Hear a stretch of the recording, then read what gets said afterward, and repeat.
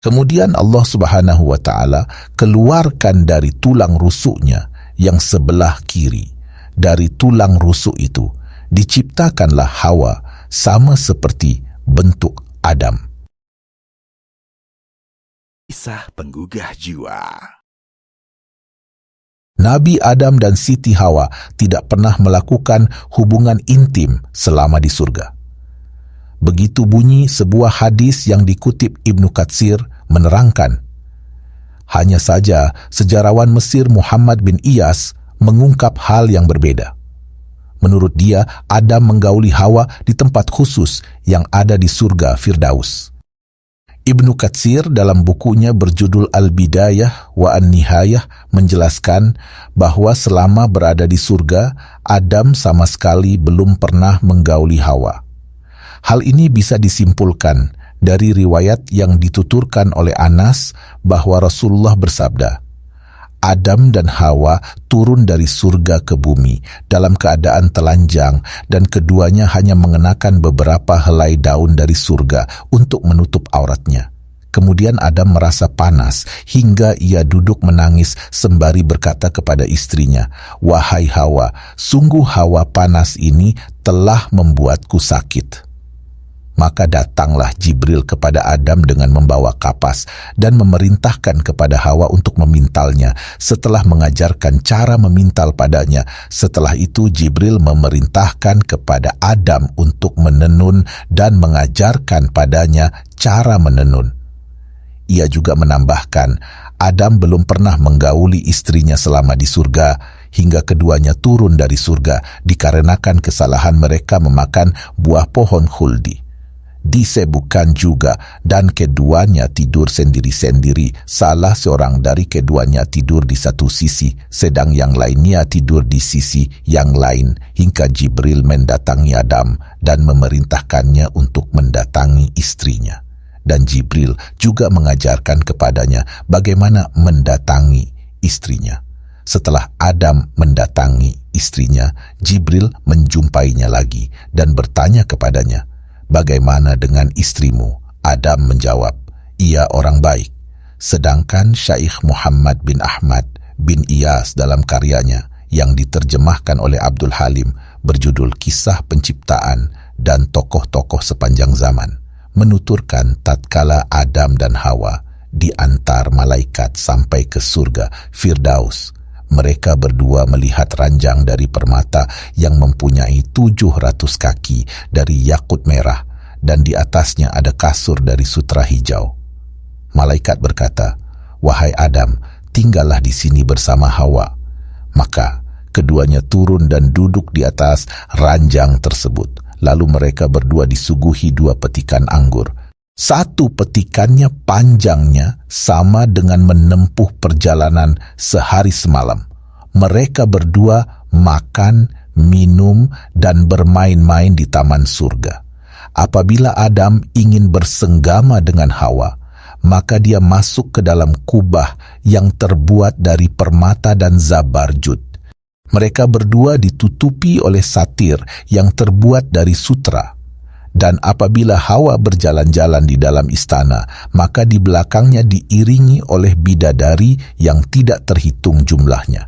Tulis Syaikh Muhammad bin Ahmad bin Iyas. Muhammad ibnu Iyas 1448 sampai 1522 adalah salah satu sejarawan terpenting dalam sejarah Mesir modern. Dia adalah saksi mata invasi Utsmaniyah ke Mesir. Syaikh Muhammad bin Ahmad bin Iyas menuturkan, setelah Adam turun dari mimbar, dia duduk di antara para malaikat. Kemudian Allah menjadikan dia tertidur, karena di dalam tidur itu ada ketenangan bagi badan. Ketika tidur, dia melihat Hawa di dalam mimpinya, padahal Hawa belum diciptakan. Dia tertarik kepadanya ketika melihatnya. Kemudian Allah keluarkan dari tulang rusuknya yang sebelah kiri. Dari tulang rusuk itu diciptakanlah Hawa sama seperti bentuk Adam. Allah menciptakan Hawa dengan seindah-indahnya dan memberikannya 1000 keindahan bidadari. Maka jadilah Hawa wanita tercantik di antara sekian wanita yang kemudian menjadi anak-anaknya hingga hari kiamat. Dia memiliki 700 kepangan rambut. Tingginya sebanding dengan Adam. Dia diberikan pakaian dan perhiasan dari surga sehingga dia sangat bersinar lebih terang daripada matahari.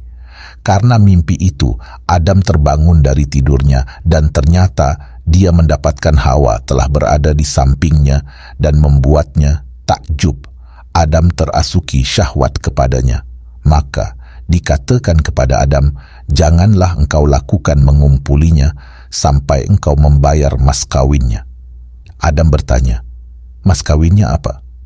Allah menjawab, aku melarangmu mendekati pohon hintah gandum. Engkau jangan memakan buahnya. Itulah mas kawinnya. Menurut sebuah riwayat, Allah berfirman, berikanlah dahulu mas kawinnya. Adam bertanya, mas kawinnya apa? Allah berfirman, mas kawinnya adalah selawat kepada nabiku dan kekasihku, yaitu Muhammad. Adam bertanya, siapa gerangan Muhammad itu? Allah berfirman, dia adalah salah satu dari anakmu, dia adalah nabi terakhir. Seandainya tidak ada dia, tentu aku tidak akan menciptakan makhluk. Selanjutnya, Allah mengusap punggung Adam. Dari Adam, dia mengeluarkan keturunannya yang banyak sekali, seperti debu. Ada yang putih, yang hitam, ada laki-laki, dan ada juga wanita. Dia mengalirkan cahaya kepada mereka dari cahayanya. Barang siapa menangkap cahaya itu, maka dia menjadi orang yang beriman, dan orang yang tidak mengambilnya akan menjadi kafir. Di antara mereka ada orang-orang yang mendapatkan cahaya yang berkilau. Adam bertanya, wahai Tuhanku, siapakah mereka itu? Allah menjawab, mereka adalah para nabi dari keturunanmu, wahai Adam. Kemudian Allah mengawinkan Adam dengan Hawa. Itu terjadi pada hari Jumat menjelang sore hari. Oleh karena itu, disunahkan akad nikah dilaksanakan di hari Jumat.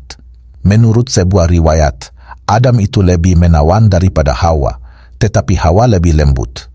Kemudian Allah memerintahkan malaikat Ridwan, juru kunci surga, untuk mendekorasi gedung dan mendandani wildan, anak-anak yang ada di surga, dan para bidadari.